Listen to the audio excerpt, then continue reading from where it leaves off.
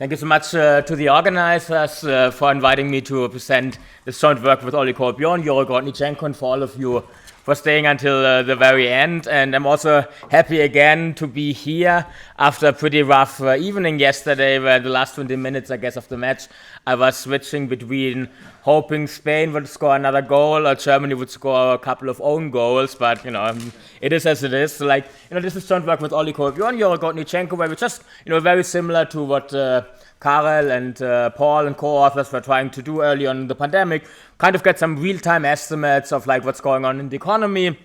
And so we've also started fielding surveys, typically on a quarterly frequency, because our schedule was kind of January, April, and so on, and then the pandemic hit, and so we actually fielded an additional survey end of March of 2020. And so one of the questions we tried to address was through the lens of household expectations, do people think that it's more of a supply shock? Is it more of a demand shock? Or is it actually how much of both it is? Because Omar was just mentioning the Trigari et al. Paper. They kind of actually also raised this question: is it supply or demand? And many of us kind of were struggling with an answer to this question.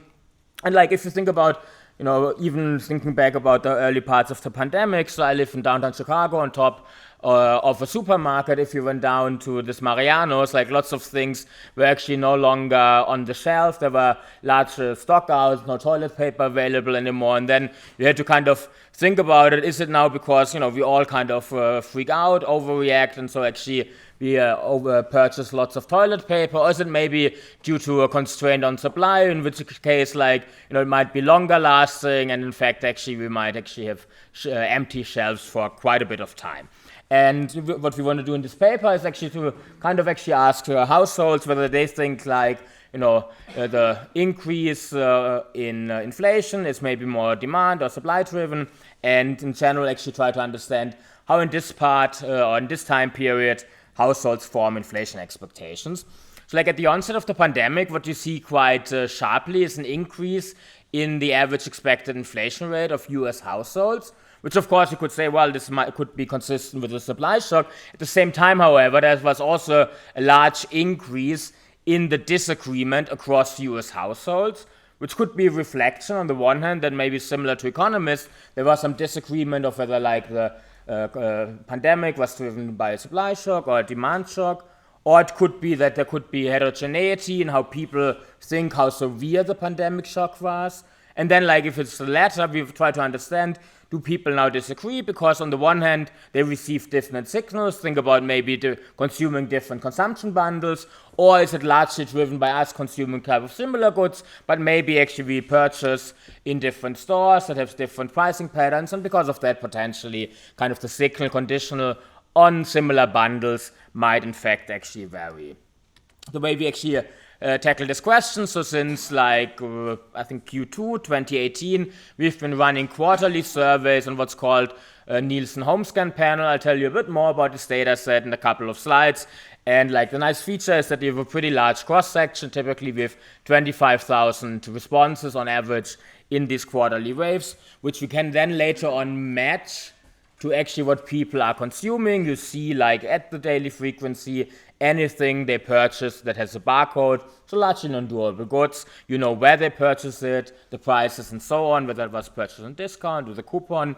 And then actually this match data set ultimately allows us to, and this is where the title comes from, measure on the one hand realized inflation using Homescan data, but then also perceived inflation and expected inflation using household survey data, and ultimately then, to shed a little bit of light how people jointly form expectations. We also observe unemployment expectations, and then the joint movement, how people update their inflation and their unemployment expectations will then tell us a little bit more about how people actually perceived the nature of the pandemic shock.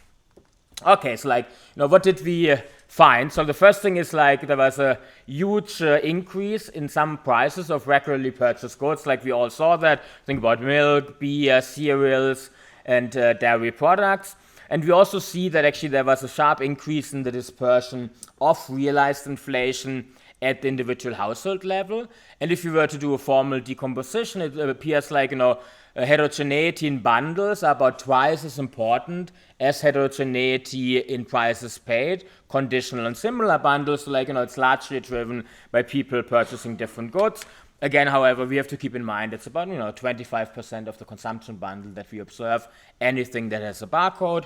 And then what we can show is that this higher realized inflation and non-durable goods inflation at the household level ultimately spills over into an increase in the overall US CPI inflation rate of US consumers. And actually this correlation between perceived, expected, and realized inflation tends to be stronger for lower income and lower educated households. And overall, and this is something actually that has been documented before the pandemic and also across countries, that households typically actually have a supply side view of inflation. So also during the pandemic, what you do see is that households that expect higher inflation going forward also expect a high unemployment rate. And the nice feature of the data is, given that it's a panel structure, we can actually look at within individual from before the pandemic shock to after the pandemic hit.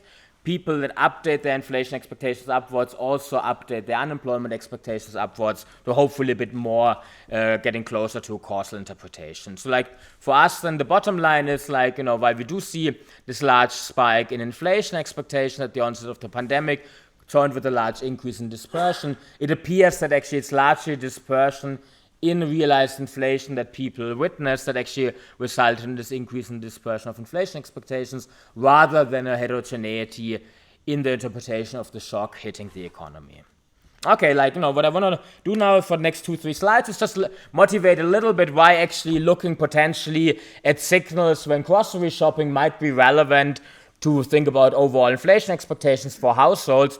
And this goes back to an old paper by Jonung in the AR in 82, where I actually documented that even in Sweden, in 82, it was already kind of a stylized pattern that, women in surveys have higher inflation expectations than men. And so when Francesco and I started writing our first paper on inflation expectations, and I presented that internally in 2015. I think this was the worst seminar I've ever given. So a very esteemed colleague of mine, Anil Kashyap, kind of completely derailed the paper or the presentation. And afterwards in the office said, well, actually, I really like the paper, but, I don't think anyone should work on households' inflation expectations and understanding that, because ultimately, there is this weird pattern in the data. I worked on that in the early 90s. I couldn't make sense of it. And the pattern is what you see here. This is from the New York Fed Survey of Consumer Expectations between 2013, 2018. Download the micro data and just simply collapse by gender. And this is for point estimates. What you do see when realized inflation was on average below 2%, men also substantial upward bias. They expected a real inflation over the next 12 months of about 4%, whereas actually for women the upward bias was even larger. And in fact, this is this gender gap in inflation expectations, that women have higher inflation expectations than men. And so then when I presented some of our follow-up work internally, I labeled this the Kashyap puzzle, given that all famous economists ought to have a puzzle named after them.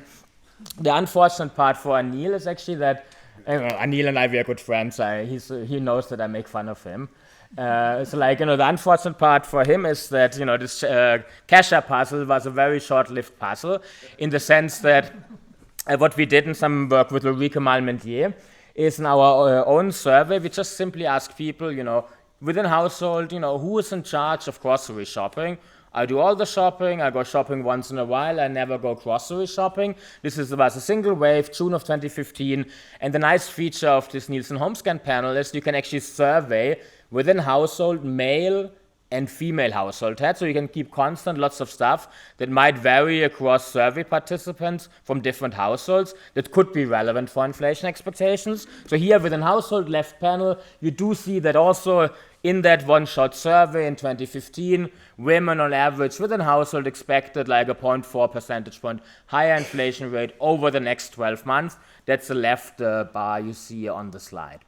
If we actually move to the right part of this figure, the only thing we do is just separate households based on this answer, within household is the male household head doing any grocery shopping. That's the middle bar, and the right bar, that's the kind of right bar, and the middle bar is just what we label traditional households in which the male household head declares to never go grocery shopping. For those households, you do see like the gender gap in inflation expectations is elevated by like 45% or so substantially larger. Whereas in households in which the male household head declares to at least once in a while to go grocery shopping, there's no difference in the average expected inflation rate for the male and the female household head, because like the male household head also has higher inflation expectations. So somehow, being exposed to the volatile price changes in grocery shopping seems to matter for what people think will happen to inflation going forward. And actually, in fact, you can simply just ask people, in a randomized fashion, please tell me, the top 3 sources of information that you would use to form inflation expectations.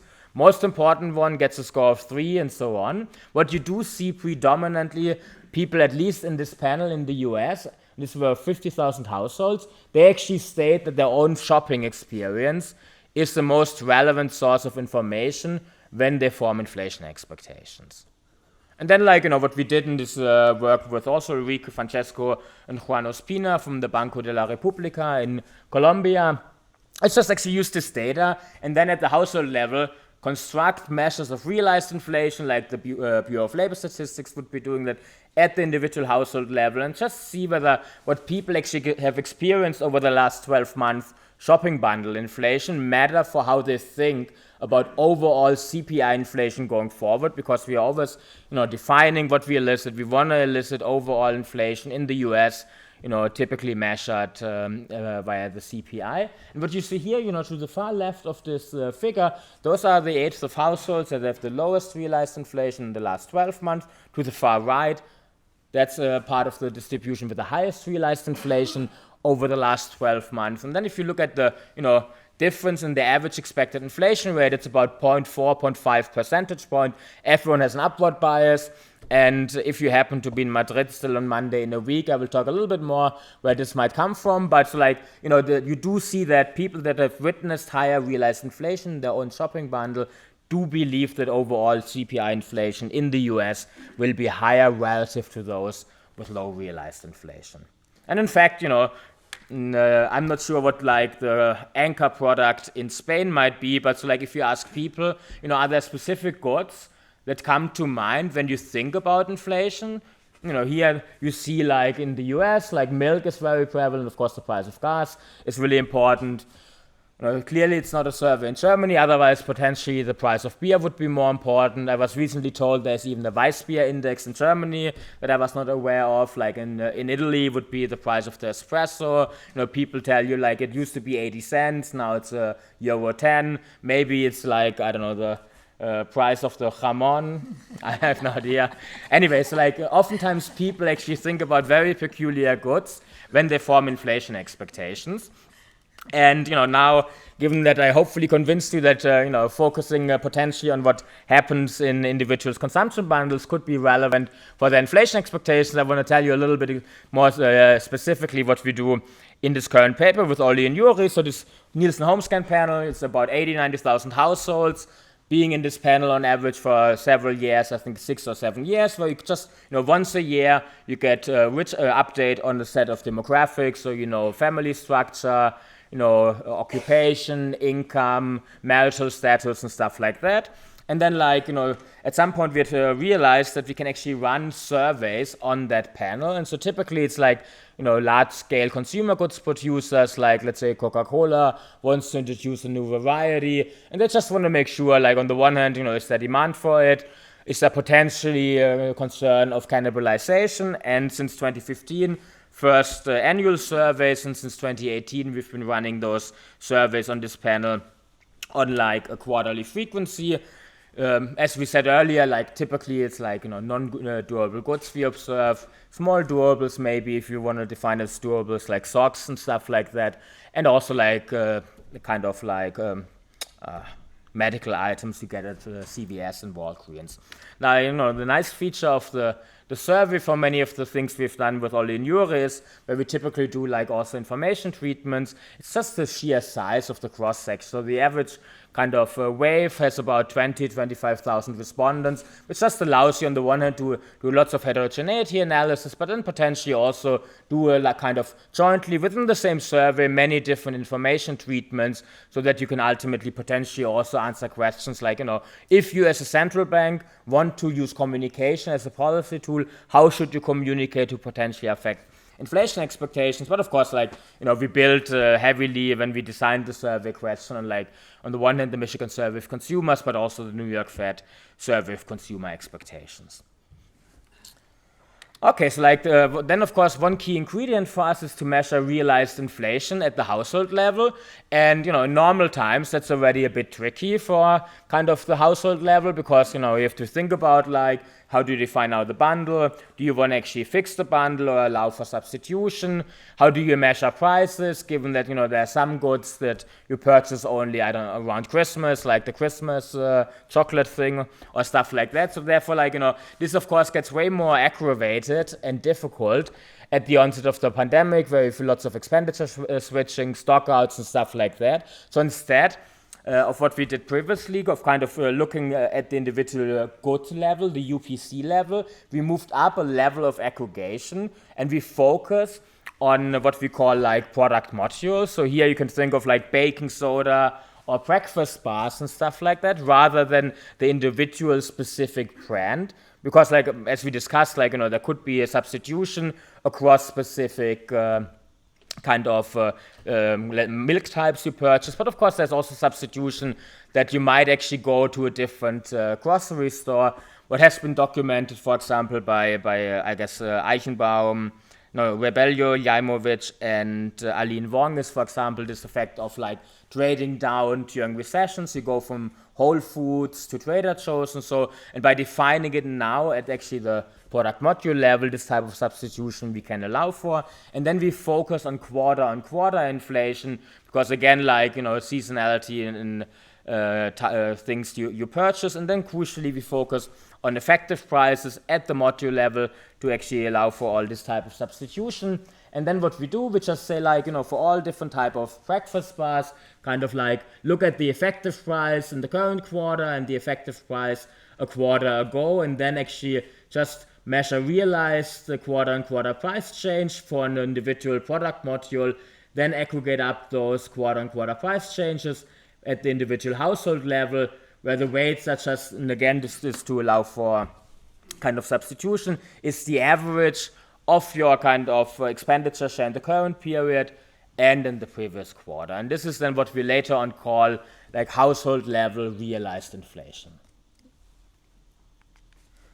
Then in terms of measuring inflation expectations, here we just follow the New York Fed, that actually has shown that people seem to have actually good understanding of the concept of inflation, whereas asking for changes in prices paid, as the Michigan survey is doing, tends to actually kind of maybe bias people thinking about more peculiar and specific goods. And then we also elicit both point estimates and distributions, perceptions about current inflation and expectations about future inflation. And in addition, we also want to study the updating of expectations jointly, so therefore we also do elicit unemployment expectations. Now, there's this very nice paper by Greg Kaplan and Sam Schulofer-Wohl, and what they've documented with the same type of data, that there's a humongous amount of dispersion in realized inflation across households. However, if you try to correlate that with kind of just some basic observables, income, race, age, gender, and things like that, they didn't find lots of systematic variation. Nevertheless, however, there's this paper by David Argente and Lee, what they actually in fact show that it's indeed true that unconditionally, over long periods of time, there's actually not much variation, but then actually they do show in recessions there is actually systematic variation in realized inflation across observables, and so that's kind of what we now want to also study during the COVID-19 pandemic. The first thing we did, we just actually disaggregated the data by race, and so here I want to have you focus now first on the blue line and the dashed black line for white versus black survey respondents. And similarly, what you see, and you keep in mind, this is quarter-on-quarter inflation. before the pandemic, there's no systematic heterogeneity by race in realized inflation in at least this part of the consumption bundle. But then what you see is like, when the pandemic starts hitting, and if you want to look at annual number, just multiply by 4, you do see that black survey respondents had like, about 2.5 to 3 percentage points higher realized annualized inflation in that period relative to white survey respondents. Similar heterogeneity by income, before the pandemic, fluctuates slightly above 0, so, in line with what the BLS was reporting for like, groceries and food from home, realized inflation of about 1 percentage point. What you also, however, see is that, once the pandemic hit, again, you see actually a gap opening up between the bottom part of the household income distribution and the top part, and low-income household, kind of here in this split at least, for this part of the consumption bundle, had on average realized inflation of about 4 percentage points higher relative to low-income survey participants. And there's also a little bit of heterogeneity in the pandemic if you disaggregate the data by educational attainment, and kind of annualizing up to about like 2 percentage points. Okay, so now, we did see that there is quite a bit of, increase in inflation during that period. And what we try to understand is like, is this now coming from differences in bundles? Is it coming from differences in prices paid, conditional and similar bundles? And in the paper we do more formal decomposition, and for now actually I just want to show you a couple of graphs to keep it light, given now that we are approaching the end of the conference. And so here the first thing actually we plot is just, let's first focus on the dispersion in realized inflation across categories, and this is just those product module levels, so baking soda, dairy products and stuff like that. What you do see, there's actually early in the pandemic an opening up in the dispersion of like the quantiles of this realized inflation distribution. And then actually if we just zoom in into some frequently purchased kind of modules, eggs, cereals and stuff like that, you see quite wild swings. And early on actually there are a couple of product modules that actually saw quite tremendous increases in realized prices, like eggs, cereals and stuff like that, versus there were also other categories that during that period even actually experienced slightly negative price changes. And now the question is, do people actually see this largely different realized inflation because of differences in bundles and then the associated prices paid, or within bundle dispersion? And what you see actually, if you focus now on a given product module and see the price dispersion across households within that module, and see whether there's actually noticeable change over time at the onset of the pandemic. And you do see this is consistent with, for example, what Joe Wafra and Brent Niemann have been showing, there's lots of consumption kind of, call it segregation, that people tend to differ in what they consume, even within narrowly defined kind of categories. So you see this increase over time, but there was no noticeable spike early in the pandemic, and we do that more formally in the paper, but empirically it seems like about 2/3 of the increase in dispersion in realized inflation is due to differences in bundle paid, and about 1/3 is due to differences in bundles, and about 1/3 is about conditional on bundle in differences in prices paid. And part of that is also because people are trading down, you start using coupons and discounts and stuff like that. Okay, so what we now want to do is actually associate during the pandemic what people actually witnessed happening to the prices in their consumption bundle to their overall inflation expectations.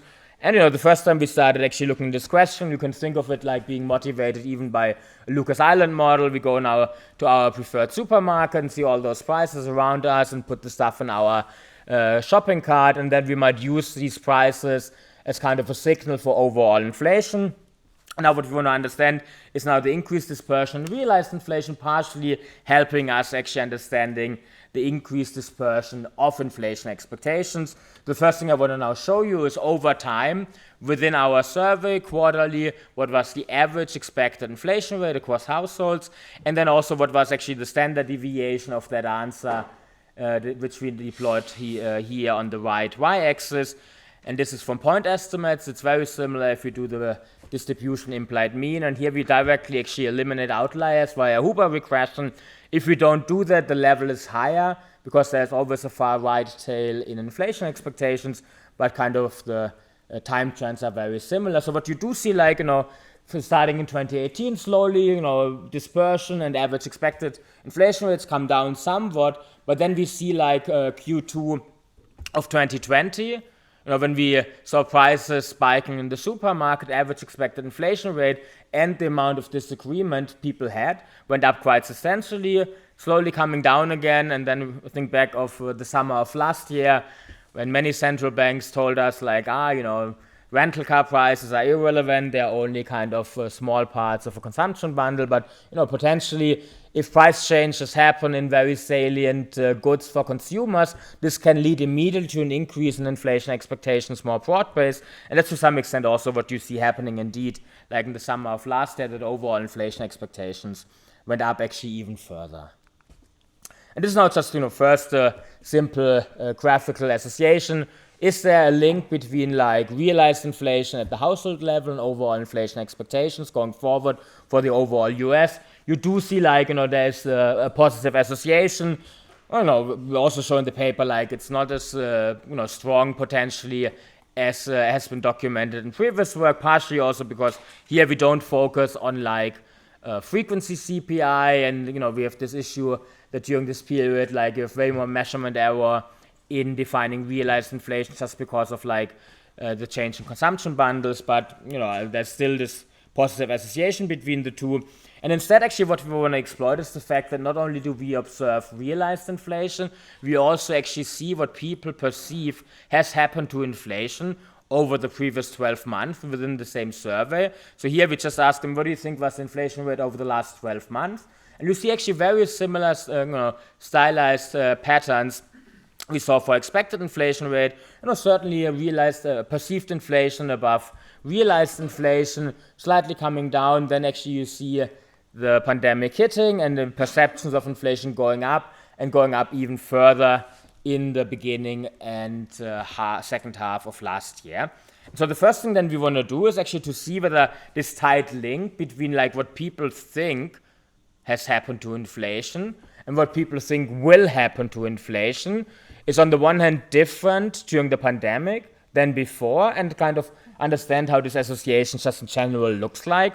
And so like, what you see here is like in red for the COVID-19 pandemic period and in black before. On the x-axis, just the perceived rate of inflation, on the y-axis, the expected inflation rate, and it's just, documents in the bin scatter plot, this tight association that there's always like, what people think has happened to inflation is also strongly associated to the inflation expectations going forward, and this is not anything specific, peculiar to the pandemic. This is actually commonly true in the data. Typically, people that think inflation was 10% also think that inflation will be 10% going forward.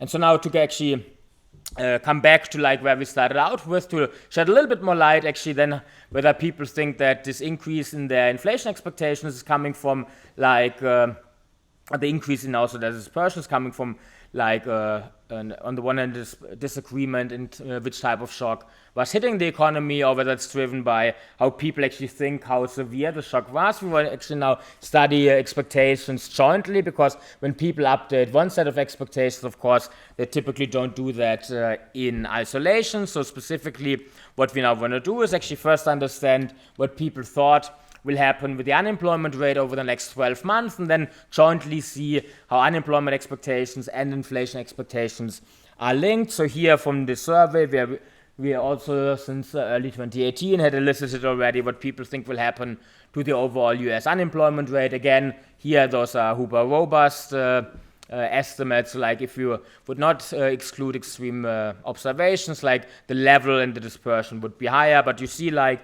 before the pandemic, people actually expected the unemployment to be somewhat higher than actually was exposed materialized, slightly coming down maybe, and then a sharp increase early on in the pandemic. And so if you now jointly study inflation and unemployment expectations, and again, pre-COVID and during COVID, you tend to see, and you have to be actually, I should clarify, like most of the masses we saw in the previous figure is kind of to the left of like 10%. So like that's what I want to focus on now. So like, people that actually think that the unemployment rate will be high over the next 12 months are also people that think the inflation rate will be high over the next 12 months. This is actually very pervasive during the pandemic, but it's actually something you've seen actually documented over and over again also like pre-pandemic.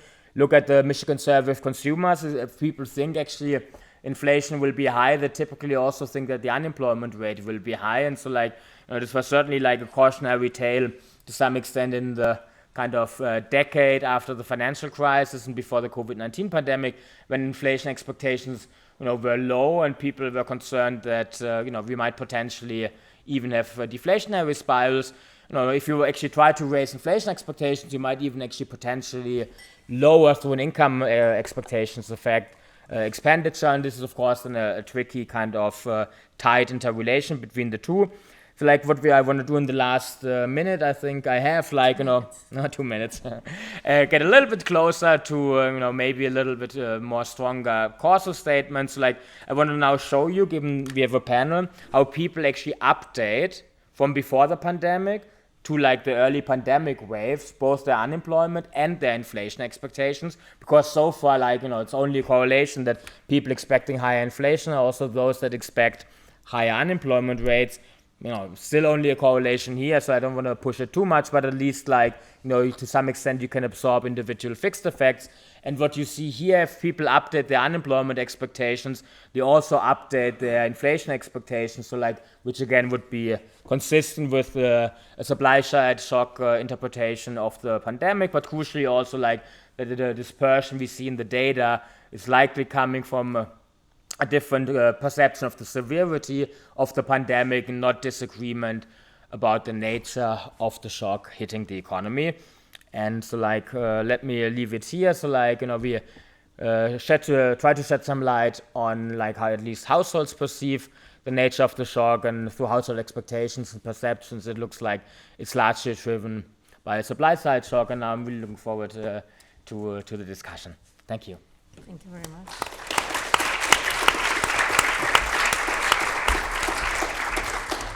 So the discussion is going to be done by Gizem Kozar from the New York Fed. You have 15 minutes. Okay, let me find.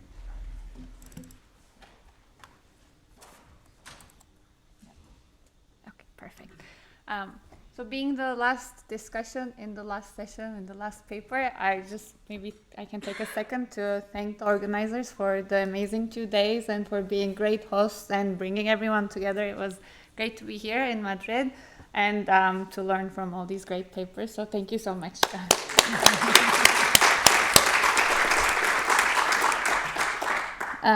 Okay, so Michael already did a great job in one thing I should say is the usual disclaimer applies because I work at the Fed. I only talk for myself. These are not necessarily my employer's views.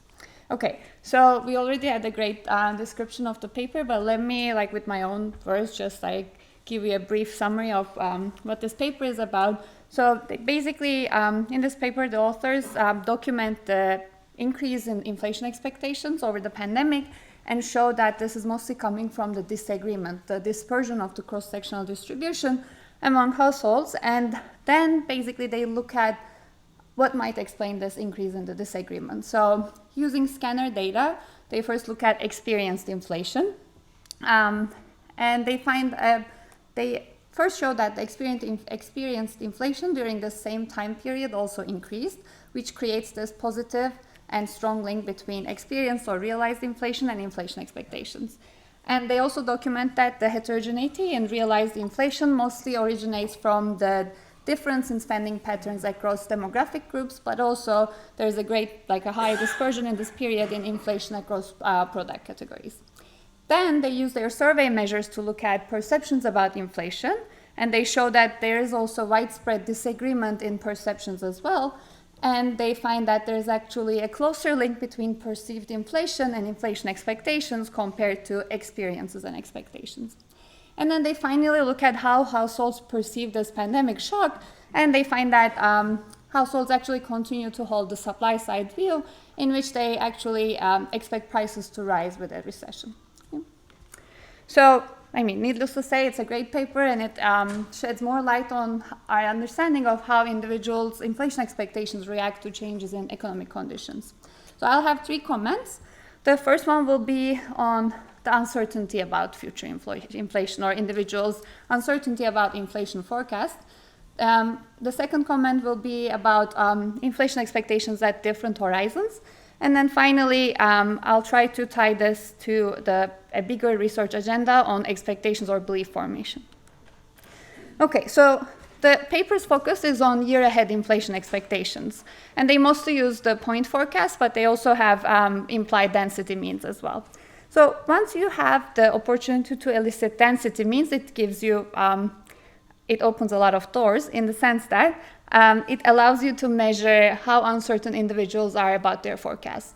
So you can take an individual's density, look at the spread of it, and that will be your measure of individual uncertainty.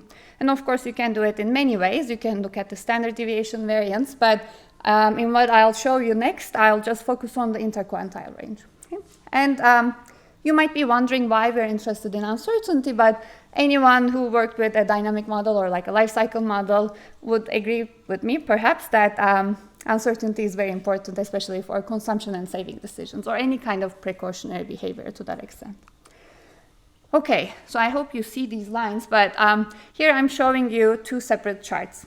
On the left, we have the inflation expectations. These are year-ahead inflation expectations, and I'm showing you the median point forecast at each point in time. So this the blue line shows you the median point forecast, and then the green line shows you the median of the implied density means for the year ahead inflation expectations from the monthly survey of consumer expectations, which is our in-house panel at the New York Fed. On the right, this time we have the median inflation uncertainty at any given point in time. So I want to just emphasize one thing here. If you look at the left panel, you'll see what Michael mentioned. There has been a great increase in inflation expectations over the past 2 years. But if you look at this vertical, If you look at this vertical black line, that shows the start of the pandemic. Inflation expectations did not rise immediately. There were like these 4 or 5 months where we saw that there was some movement, but it wasn't like substantial. Whereas if you look at the uncertainty, they basically shut up right away. As soon as the pandemic started, individuals just reacted by increasing their uncertainty. So the spread of their densities increased, but the level started increasing a little bit later. Okay? So it's it is somewhat intuitive, but it's also very interesting to see that in the data. So one thing we've been thinking about is whether there were any implications on behavior of this sudden rise of uncertainty, just right at the onset of the pandemic. So together with my colleagues at the New York Fed, we used our panel and we looked at how the change in this uncertainty from February 2020 to June 2020 actually affected how individuals used their stimulus checks, which they received in June. And we find that all else equal, those with larger increases in their uncertainty also saved a larger portion of their stimulus checks. Whereas when we look at how the changes in inflation expectations are related to the use of stimulus checks, we find essentially no effect. So this actually points to a precautionary saving behavior. And in a broader sense, Michael also has a paper where they document in a series of information treatments where that when households receive information about macroeconomic uncertainty, not necessarily just about inflation, they actually decrease their spending on durables and also their propensity to invest. Okay, so of course the paper doesn't focus on uncertainty, but I think with the data the authors have, it would be very interesting to document how experienced inflation is linked to inflation uncertainty, because we know basically nothing about it. So I wonder, for example, whether people with larger consumption baskets or those with more variety of goods in their consumption baskets have higher inflation uncertainty. But of course, this is an empirical thing, so we should test in the data. The inflation perceptions in the data are elicited as point predictions. But if we had the opportunity to elicit them as density in a density format, then we can potentially also link the uncertainty in inflation perceptions to the uncertainty in inflation forecasts. And that would be very interesting because, again, we have no knowledge about this. And potentially to kind of document any heterogeneity between that link would be very useful. And so Michael showed you some of his previous work where we learned that individuals basically form their expectations based on their experiences in like grocery stores, for example. So we always tend to think about inflation expectations and inflation uncertainty being affected by the consumption baskets that we have.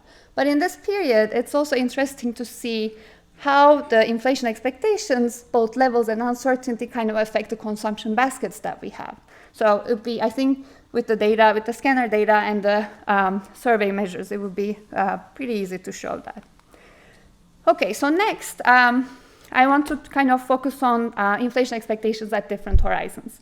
So in the paper, as I said, they're focusing on year-ahead inflation expectations. And the reason is because usually we think about short-term expectations as being more influential for consumer behavior.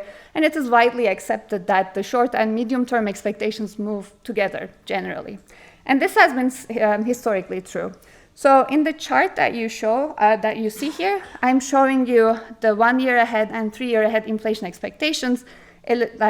These are, again, the median density means. And as you can see, up until mid-2021, these two measures, the inflation expectations at these two horizons, pretty much moved together.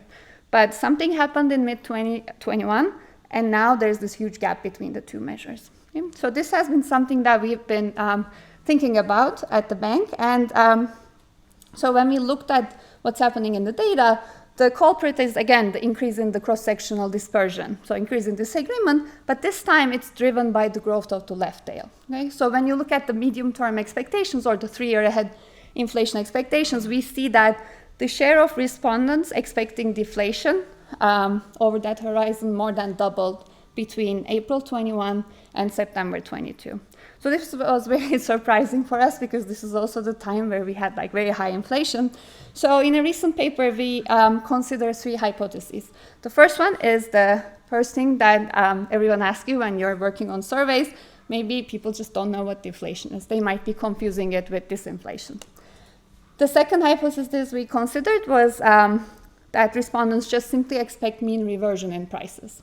And then the third one was that they just anticipate economic conditions to worsen so much that Fed will react very harshly, and then in the end we'll end up in a period of deflation.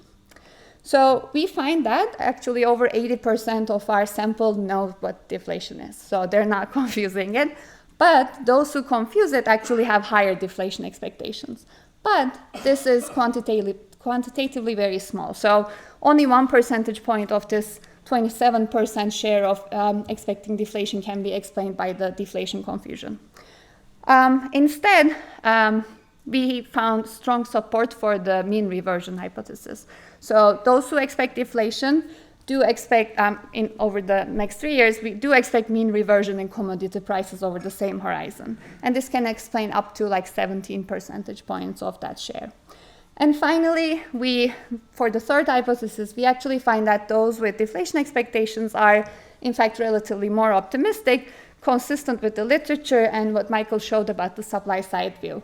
However, when we look at how this kind of correlation evolved over time, we find that during the first part of the pandemic, rather than having like a linear relationship, there's like a V-shaped relationship. There are like those with deflation expectations or low inflation expectations kind of expect better economic conditions with higher inflation. So, but then it kind of now moved back to normal.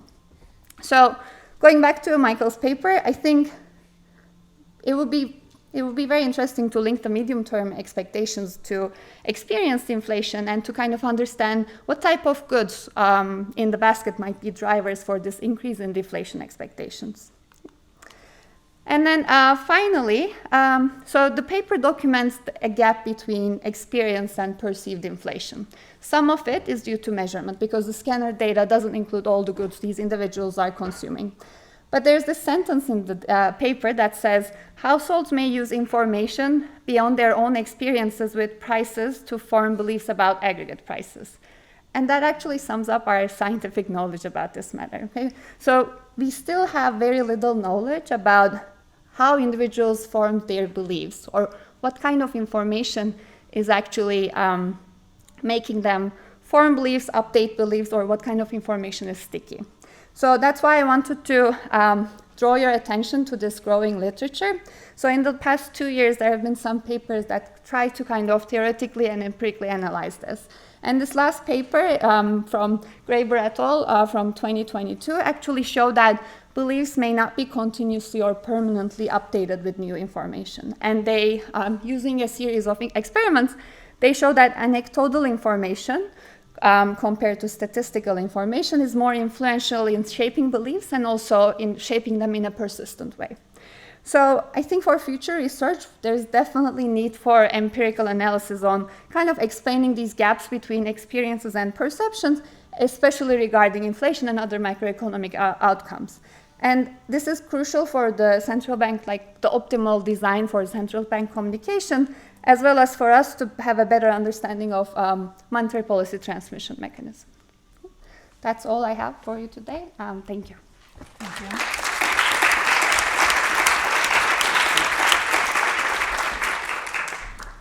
So let's collect questions. So Omar. So I'm along some of the comments in discussion. So I wonder whether, like, at the onset of the pandemics, I mean, you observe two shoppers with the same income and the same realized inflation, but then they differ in terms of their perceived and therefore, I guess, the expectation of inflation, whether then these maps into differences in the consumption behavior, both at the aggregate and the composition, and how also this varies with their unemployment expectations. Fabio.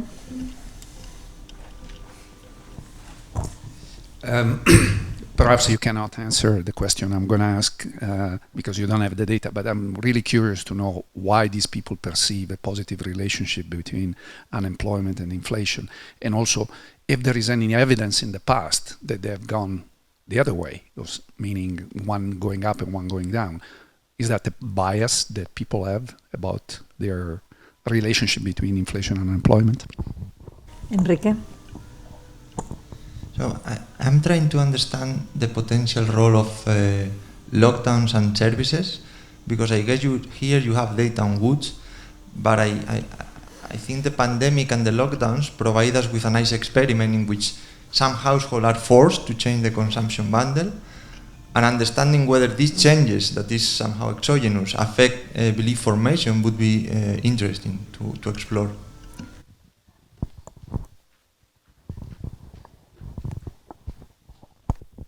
Thank you, Michelle. Great paper.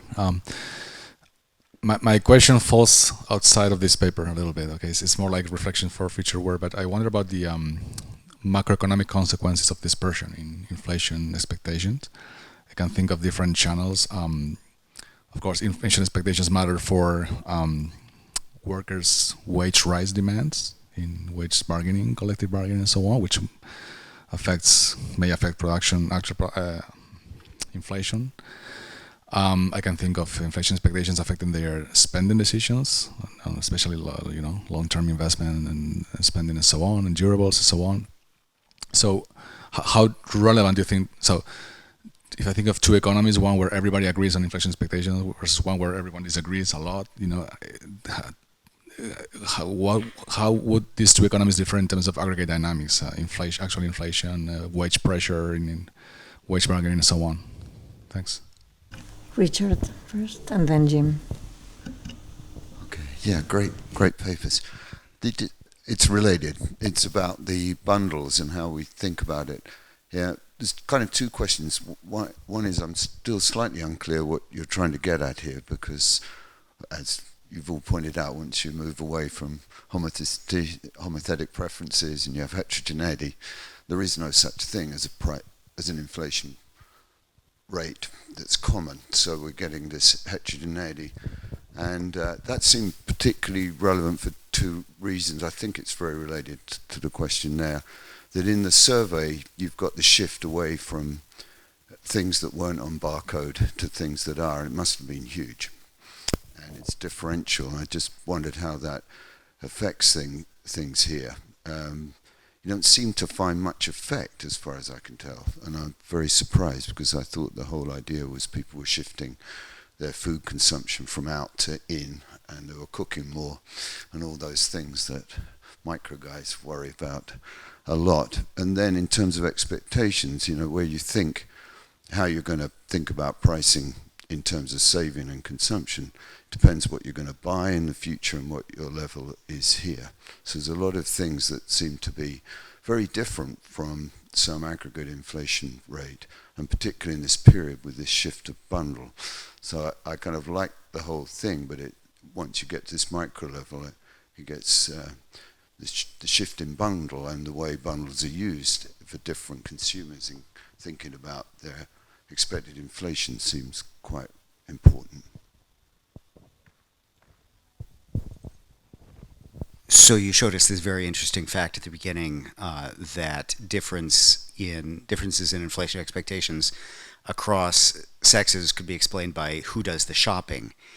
So you might expect that those who do the shopping would have more accurate expectations, but actually those facts came from a period where inflation was low and stable, right?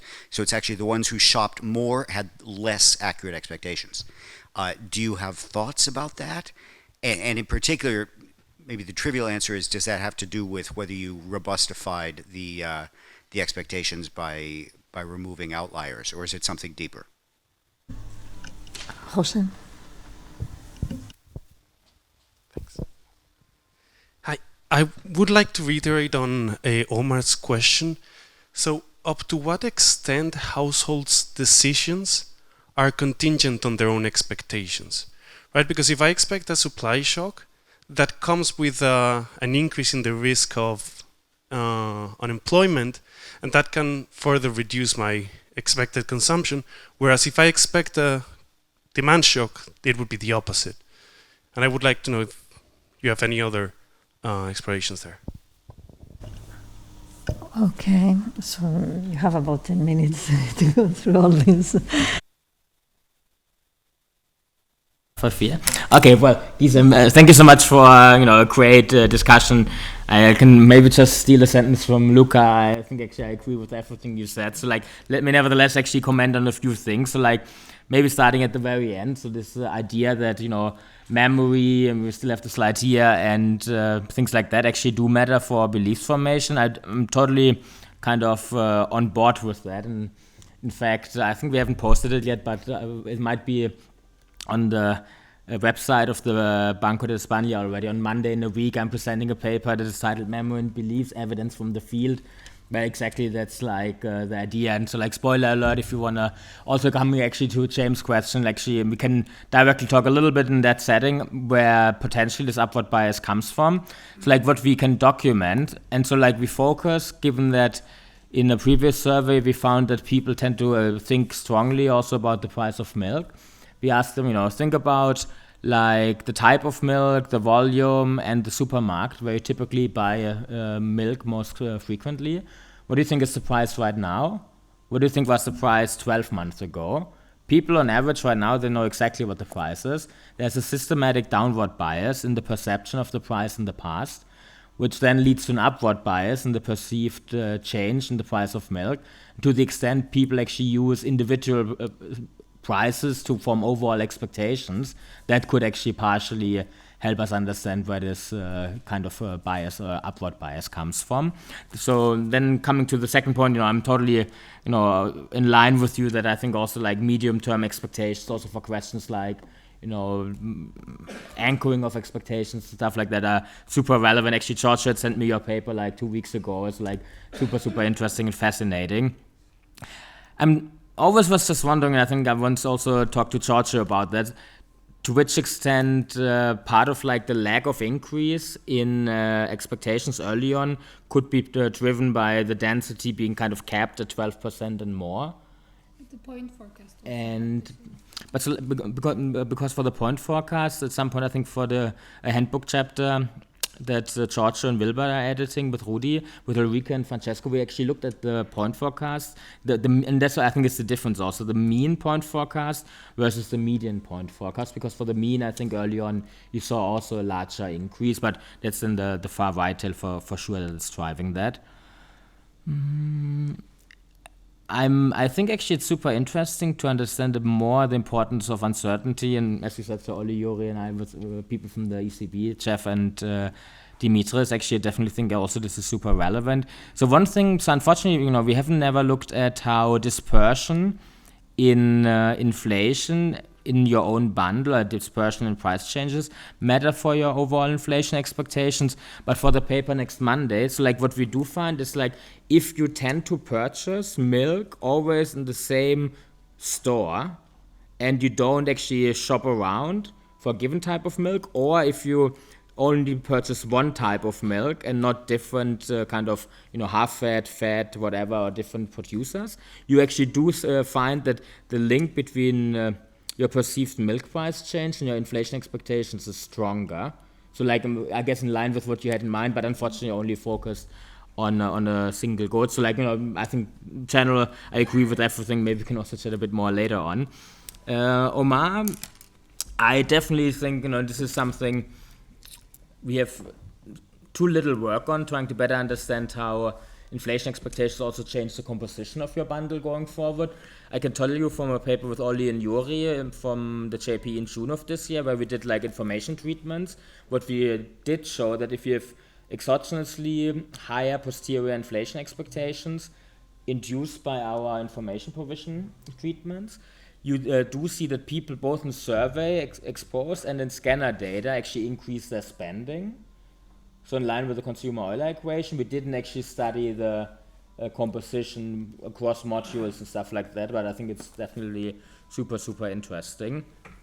So like, Jamo, so like in terms of like, why do people have this kind of association between high inflation and high unemployment rates? So like, Rupal Kamda a couple of years ago had a very nice paper where they kind of, where she kind of argued that it's partially due to kind of, this the 70s, and this was a very kind of forming time period, and so people still have this kind of perception of how macroeconomic variables co-move. And a recent paper by Peter Andrik, Chris Roth, and Johannes Wohlfahrt in the Review of Economic Studies, they had this idea that there's also kind of bad good heuristics going on, that inflation is bad and it co-moves with other stuff that is bad. So like, I don't think I would be able, and I guess I would have to ask the authors whether they are able to disentangle that. Then Enrique, so yeah, I think it would be super, super nice to better understand how a shift out of services into kind of stuff we do observe matters. Unfortunately, we don't see what they purchased outside of the Nielsen HomeScan panel before or after, and crucially also not what kind of the prices they paid were for that. To the extent we believe that those frequently purchased goods are really the key things to form inflation expectations, then this could potentially imply that in fact actually this actual change in the composition and realized inflation matters less, because it's anyway the price of individual goods that actually are people use to form expectations. But this is just something I'm speculating because I don't have the data, unfortunately. Yeah, Carlos, I before breakfast this morning, I did a quick test of a new upcoming survey with the Nielsen data. Just got coded up and will be fielded next week, where we actually do want to actually study, like, do people that have exogenously higher inflation expectations due to some treatments, do they bargain for higher wages? What do you think overall? How do they adjust their labor supply? That's definitely something also, like, you're totally spot on, something that's crucial to understand. And we want to shed a little bit more light on that. More generally, we do see that heterogeneity in inflation expectations actually does shape differences in consumption responses and also the intertemporal allocation of savings and consumption at the individual level. So I think that's then something that is kind of relevant also for aggregate dynamics. But you tend to see, like, two types of households, I would say. There are households that actually tend to behave like standard textbook New Keynesian agents, and then also those that were like the negative income expectations or kind of unemployment expectations. In fact, actually, if they expect higher inflation, in fact, they might even shade their spending. So like, we have to then ultimately really kind of either condition on other things or actually understand how expectations adjust jointly. Yeah, Richard, I think more generally, what we try to do is to shed a little bit of light on how people form expectations. And we are trying, at least we try to be always very clear that we don't want to elicit their own personal inflation going forward, but actually overall US inflation. And certainly people, however, we actually say it's we want to elicit US inflation, typically defined by the change in the CPI. And however, want to then understand whether realized price changes at the own bundle level actually matters for that. And I think in that sense, maybe preferences might not be, but they're definitely super relevant, but definitely I think for that part, maybe less directly. And yeah, so I'm at some point we speculated, so in this paper with Ulrike and Francesco in PNAS, that we argue that it's within household the allocation of shopping duties for how people form expectations. And then we said, well, it's interesting to see now with the onset of a pandemic, is it the case that, maybe because people go online shopping and everyone kind of can go on Amazon and purchase bananas or stuff like that, well, this potentially might also have implications for differences across members of the households. And of course, more generally, it even kind of has interesting implications on allocation of other duties within household. If you now say if women are more upward biased than men because of they are more in charge of grocery shopping, what would that, keeping that as an allocation constant, potentially imply for other type of duties? Maybe then it would be optimal if the man does actually in fact financial decisions, because otherwise maybe the woman would save too little. Of course, ideally you would de-bias everyone, but I think that those are interesting questions on understanding the allocation within household. And I have 1 minute. Coming to James, yeah, so more shopping. I think in general, I partially talked about that. So at least in the data, if you just regress inflation expectations on realized inflation, the data really seems to an overweighting of price increases relative to cuts, even in the cross-section of households. And this was better understanding where this comes from. How expectations matter for decisions, totally supply and demand matter, and we have to condition on how people jointly form expectations, definitely. Thank you. Perfect timing.